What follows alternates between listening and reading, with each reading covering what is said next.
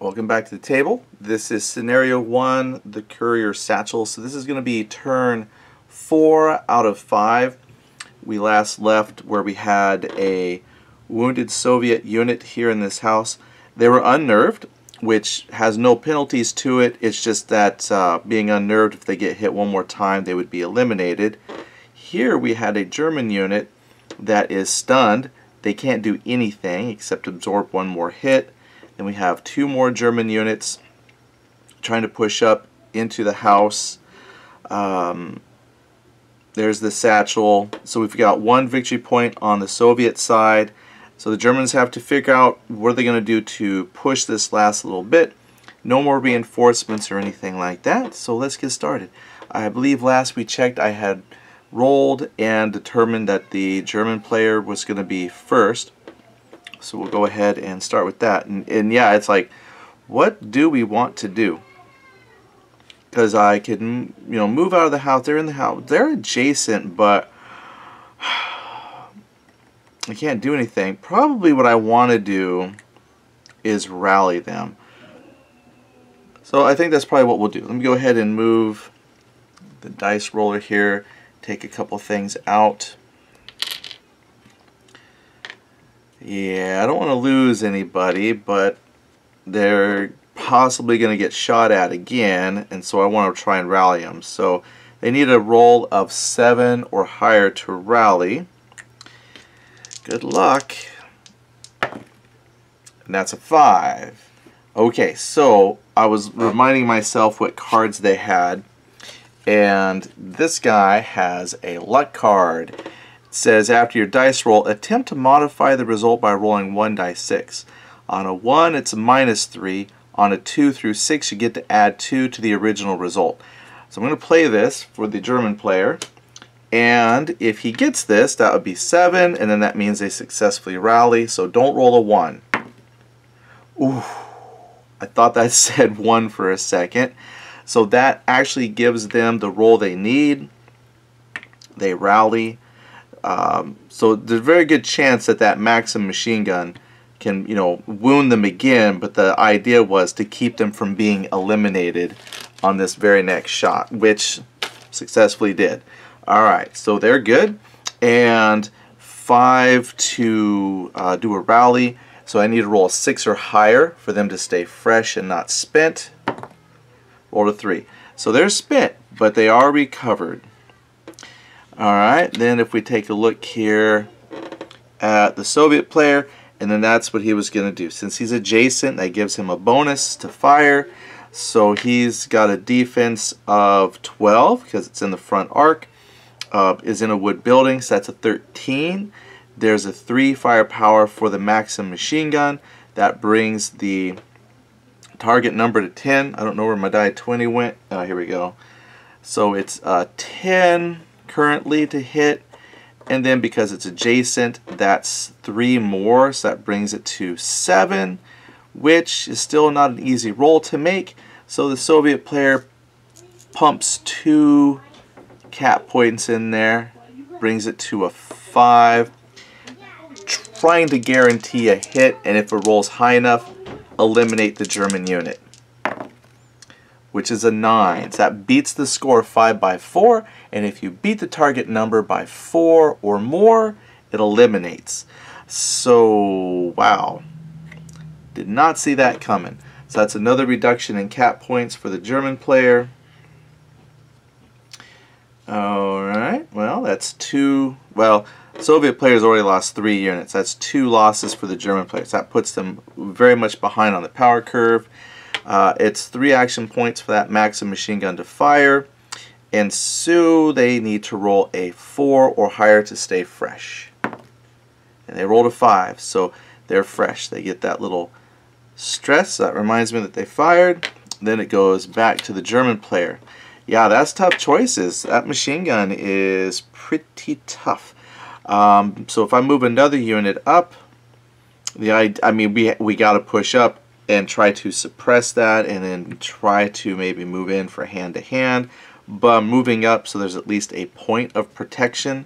So the German unit moves up. I'll put a stress marker on them if I can pick it up. There we go. And we're going to roll to see here. They need a 2 or higher to stay fresh. So they're fine. Then we flip it back to the Soviet side. And the machine gun is going to open up again. And it's going to be a 13, 10, -3. It's a adjacent is still a 7, as we had before. And the Soviet player has 1 cap point to spin. So they're going to make their hit number a 6. So, you know, should be able to do that. I've rolled less, and just like that, I've rolled less. I think if you fail by 4, I should get to bring a unit back, but no, they snake eyes that one. So the Soviet player is out of cap points, and now we're going to see if they are spent. So it's a 3 plus 1 for being stressed is a 4, so they need to roll a 5 or higher to stay fresh. They rolled a 3, so they are now spent. I mean, and that was the push the German player was looking for, was to somehow get that unit spent and still come out of there unharmed. So that worked out good for the German player. So if we go back to the German side, we can maybe push through here to this building, and I'm thinking about moving them up only because this takes the stress off. That helps to lower the chances of these units getting stressed before they can move in. Now, one thing though, just for the Soviet player, oh yeah, I think we already checked this portion of the building blocks line of sight. So yeah, this guy is just hanging out here trying to keep on to victory points. These guys could actually push in. In fact, it's the German player's side. I mean, I could oh, that's right, he's here. I was debating if I want to move there. What I could do is move in maybe to get hand to hand, because the units with that box around a 3 actually suffer a penalty. But that's my infantry unit. They don't get as good. I think the Panzer Grenadier wants to charge. So I think what we'll do, we're going to move the Panzer Grenadier in here. That's 2 action points to move into a building, so I need to roll a 3 or higher to stay fresh. Is that a 1? I rolled a 1. Well, that is completely not what I wanted to have happen there. Okay, well then it's back. I guess I could have used some cap points, but you gotta declare cap points really before you use them. I could still have this guy move because I do have cap points for the German player, so that might come back at some point. All right. Well, anyway, then it goes back to the Soviet player. Well, the Soviet player, you know what? We'll do it.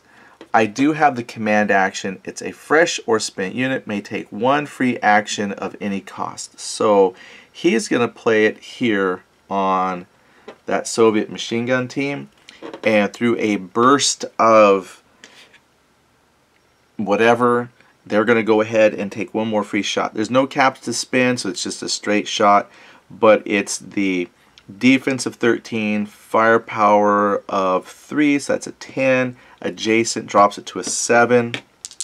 Gotta beat that 7. And they rolled a 7, so they did score a hit. So this is definitely putting a hurt on the German player. Alright, let's try to make this as random as possible. Come out of the bag, please. And it is stunned. Well, hello, stunned. I've seen you before. And they're already spent, so no check or anything like that needed because that was a card action. Alright, back to the German player. Well, I was going to try and have the Grenadier push up, but might as well have the infantry push in. So we're going to push in. I'm going to pause there for a second to go back and reread the rules on close combat, moving in, and then I'll be right back and we'll resolve. Okay, so just to kind of share out loud the thoughts here. And this is interesting. This would be more of a at the end of the game kind of a concept. This is we're talking about close combat. Basically, I would move in, and then I have to check for spent and things like that. And as long as the unit is active, on its next turn, it can initiate the attack. Now, the defender then has an opportunity to either withdraw from the hex, because what happens is with the crew served weapons with this white square, they don't get the +4 attack bonus, but they actually suffer -2 to their attack rating. So they would actually have a 1 attack rating, and that's pretty bad. Now luckily this unit is spent, so they couldn't attack anyway, and they're at a cap point, so they couldn't initiate an attack from inside this hex with the German attacker. That's very good for the German unit. So this kind of gets me thinking to tactical situations for this game, where that's things you want to consider. Then is if I have a unit wounded. Now normally in a 2-player game you can't tell what damage is on your opponent, so you don't know if they have like an unnerved and are still fully capable of fighting, or are they stunned and they can't do anything. So here, having that perfect knowledge, they're fine, they're not wounded, and I know they're spent. So moving in here to attack a machine gun unit is perfect. So the German player will move. I'm going to check to see if they get spent. They moved into a building, so that's 2 action points. They need to roll 3 or higher to stay fresh. They rolled, I gotta check it, they rolled the 3, so they're fine. So they're going to be in the hex. They do this unit here rested, so they get the little spent point. Now it turns to the Soviet player side, right? And the thing is, that machine gun unit, because it's spent, it can't leave. So getting that unit to be spent or wounded kind of makes sense. That's like pinning the enemy. In other games that would be like, putting them on their broken morale side or something like that, spent or whatever, makes them an easier target. So you don't necessarily want to charge, say, this infantry unit in a building while they're still fully fighting capable. That might not work. You want to do something to suppress them in some capacity, which is what we've done to that machine gun unit. So this works out perfect. So the German player moves in, stays fresh. The Soviet player cannot withdraw the machine gun unit, and they're kind of stuck there to fight. So that leaves this rifle unit or the submachine gun unit. Now the submachine gun unit, I had to remember, I think it says if you fire into a hex that has enemy and friendly, you have to make the attacks against both the enemy and the friendly. So they probably don't want to shoot at their buddy. However, this guy over here, completely free to shoot at this unit over here. So that's what they'll do. And I think I might bring the camera in just a little bit closer because we're getting right in on the action here. And you could probably still see some dice rolls. Alright, so the defense here is 12 because it's the front, +1 for the wood building, so it's a 13. They have a firepower 4, so that brings it to a 9. They're not adjacent. It's not long range penalties or anything like that. So it's a 9 they need to hit, but no cap points, so just a straight up 9. And rolled a 6. Alright, so they putting some shots out, didn't do anything. Their firepower, well, 4 action points, and they need to roll 5 or higher to stay active. They rolled a 3, so that is spent for them. And they're going to take the stress off the machine gun unit and take it to themselves. I'm making a mess here trying to get that stress token. And that gives us back to the German side of things, which is that fresh unit. And it's now attacking, I'm just going to move them off for a second. So it's attacking the flank value of 10, and the attacker gets a +4 attack bonus. So that would give them a total of 8 versus the 10. Now the defender does get the terrain bonus of 2 for a stone building. So that would bring their defense total to 12. So I'm hitting on a 4 actually. And I think I'll spend 2 cap points to bring that to a 2. I hope I did that correct. Let's see. 10 plus 2 for stone building because they're attacking the flank on a close combat is 12. 4 plus 4 for being a close combat attack. That's a total of 8. I add 2 cap points. That's 10. 12 minus 10 is 2. So the idea is if I roll high enough, I'm going to eliminate that machine gun unit. Which we did. Beat that number by like an 8. So that takes out the maximum machine gun unit. Now that does not go on the cap track because the Soviet player is already at 3 cap points. But that gives the, yeah, because in the book it kind of discusses how when you attack that kind of a dug-in position, it's only a few men, maybe 2 guys working that machine gun unit, and then a whole angry squad of, in this case, Germans come running into the room with, you know, grenades and things like that. The machine gun unit didn't really stand a chance. So took them out. So I'm not unhappy with that result. That's pretty realistic. But that's an attack score of 3 to make an attack. So they need to roll a 4 or higher. Well, they were stressed, so they need to roll a 5 or higher. They rolled a 3. So they're now spent. Okay, then we go back to the Russian player's side, and they're going to go ahead and shoot adjacent. So they're going to defend themselves, but it is going to be 12 plus 2 for stone building they're shooting into. So they're house-to-house fighting stuff, but they're not close assault. So they're going to fire. Now they could move in. They're spent. And that would actually give the machine gun or the submachine gun a chance to eliminate this unit because they can't, they keep their stress. Because they won't be able to fire first or leave, they'll have to fight. And this submachine gun unit, that's what they're going to do. They're going to charge in. So they're going to run in. Boop. Since this unit rested, they'll get their stress.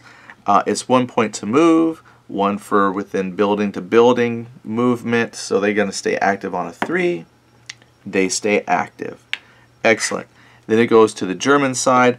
I do have some cap points though, but here's the thing. I don't have enough cap points to pay for an attack. But I'm pointing at the camera like you can see me. I do have enough cap points to move out of that building first. So that's what I'm going to do. I'm going to take those 2 cap points and I'm going to pay to have, ooh, it takes an extra cap point to move backwards though. And if I move forward, I'm out into the open. I'll just move to this one. Boop. There we go. We'll just move to the side. So we won't move backwards, we'll just move to the other stone building. That's my 2 cap points, and the stress doesn't count because the maneuver cost 0 to move.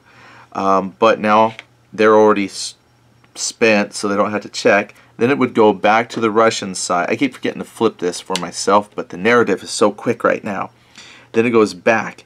At this point, do the Russians want to charge? They could, and boy, yeah, they want to charge back. And it seems weird. Why are they chasing them? Well, because now the Germans can't flee.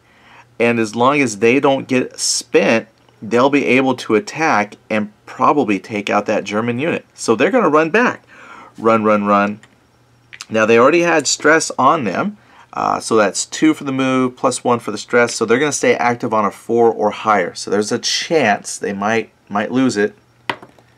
But they roll a 5. So they stay fresh. The German player can't run. They're stuck. They're playing cat and mouse in the building. And finally, the Soviets corner them and let loose with their submachine gun. So if any unit was going to do close assault, this is the group. So we have a defense of 11, because that's their flank defense, plus 2 for the building. So that's 13. So I got 13 to start with. Then the Soviet attack strength is already at a 5. So that's going to drop that down to an 8. So let's find the 8. And because they're initiating a close assault attack, that's a bonus of 4. So that drops their attack number to a 4. They don't even need dice to modify that. That's going to be probably wiping that unit out. Rolled a 7. Alright, so it was a 4. They didn't beat it by 4 or more. It was beaten by 3. So they are wounded. So we're going to draw for them, and they get pinned. Alright, so combat capable, but they're definitely not moving anywhere. That's for sure. So we're going to stick that back. And let's see how lucky this Soviet player is. Luckily, the stacks don't get much taller than that. Alright, so it's 3 for the attack. 1 because they were stressed, that's a 4. So, need a 5 or higher? They rolled a 7. They're still active! Then it goes back to the German side. The Germans are spent, they're exhausted, running low on ammo, they're trying to reload and hold their position, but they have to pass because they've got no cap points. Then it flips back to the Russian side, and the Russians, hoorah, go charging back in once again, firing, and they're on 4s. The situation hasn't changed, so they go in, shooting, and they roll a 10, and this time that is more than enough to take out the German unit. The German player does lose that cap point, so that'll be a permanent reduction, and they lose their wound marker. And the Soviet player is going to check to see if he is spent. So again, he needs to roll a 5 or higher. Rolls a 3. This time, spent. Then it would flip back to the German player. Again, done. That's a pass. Russian player, a pass. All units are done. That's the end of that turn. That would be another victory point for... Well, first of all, it's a victory point for eliminating another German unit. I'm advancing the turn or the victory point tracker. So let's go ahead and... Normally I don't move the camera for you to watch that. So let's shift it over here for a second. 1 for defeating the German player, or unit I should say, and 1 for having the satchel there. Okay, so at this point, the German player cannot win. Even if the German unit was to refresh and then go in and just score like crazy and be heroic and take out these 2 units, it would not be enough to shift the victory point tracker in favor of the Germans. So yeah, let's just look at that situation there. With only 2 Soviet units left on the board, and he needs at least 3 victory points to change that. Let me see. If I capture this satchel, I think that gave like 2 victory points. Let's take a look here. That's the rule. Let's take a look at the mission book. I guess there's a chance if I took that submachine gun unit. Yeah, 2 points immediately if a German unit exits the map with the Courier control marker. Any unit may exit from either of the 2 German entry areas. Get 1 victory point end of mission if the Courier control marker is under your control. So 2 if I had left with it. 1 if I just hold it. So if I eliminate that unit and hold on, I think the chances are pretty slim. That submachine gun unit is a really tough unit. So I think statistically, I don't know, not that I know statistics, so I'm just saying, I think that might be it. This also would call into probably something that's not modeled in the game, unless that's later. That could be later. Let me just see. We're kind of doing an after action, because I think we'll call it here. I think the German player pushed in really good, but that submachine gun unit really wiped up. I'm looking to see if they have like morale. I don't see anything about morale. So here's what I'm talking about with morale, and this is something I've I've mentioned before in some other videos, is at what point do you stop playing? You know, if it was a real world commander, that last Panzer Grenadier unit probably bugging out. They're probably done, right? All their comrades are dead around them and whatnot, and that submachine gun unit is entrenched pretty well into those stone buildings. They're probably thinking, technically I can't do it. From a player perspective, there's always that chance you want to go ahead and just push for it anyway and sacrifice. That way if you win, you win. But then that's a Pyrrhic victory, and I think most field commanders want to avoid Pyrrhic victories, you know? So there's a difference between what would the world commander do versus what would a player do. Player would say, yeah, let's go. Like I could play this one last turn and see if I could push the Germans in there and take that. But realistically, is that what would have happened? The argument then is also, well, this is just a game. That's the whole point. Play that out to the end. But I think realistically, the German player probably realizes, yeah, they're in there pretty good. We need to bug out. We're going to take some of our wounded comrades with us and bug out of here. But that's where we'll leave that out. So we did end up with a final score of 3 victory points for the Soviet player because they took out several German units and they got to keep the Satchel in the building. And then the German player did take out 3 Soviet players. So I'm sure that tactically this could have been played out differently. I'm sure other people have played this with much different results because it looks like reading, I think a lot of times the German player usually wins. Just from what I've read in like some other people's opinions of this one, it seems like the German player kind of wins this pretty readily. So I probably played them wrong. But that is one thing though that is interesting about the game system in my opinion.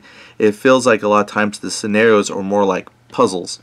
And once you've kind of solved or cracked the puzzle, you can usually win this as either side. You could say that a lot about a lot of games, but in my previous experience with Conflict of Heroes, it kind of feels that way. Is they're kind of like little puzzles. So the German player, I didn't crack this very well as the German player. I thought that if I flooded one area and just kind of brought everybody in, we would have just pushed through. Maybe this side of the board was too strong. Maybe I needed to worry more about flanking and coming on this side where the Courier was. So if I played this again, I might play it a little bit different. But yeah, I don't know. What do you think? What are your strategies? Have you played this recently, or when you played it before? What did you do? How was your outcomes compared to mine? I'd really like to hear it. I think this is a really good game. I don't see a lot of coverage on it. Would like to see more. And I'm thinking about running the next one. I do have some other games I want to get out and play, and I have limited table space. But I want to get this one into the rotation a little bit more often. So let me know what you think, and I will talk to you later. Thanks again for watching, and leave a comment.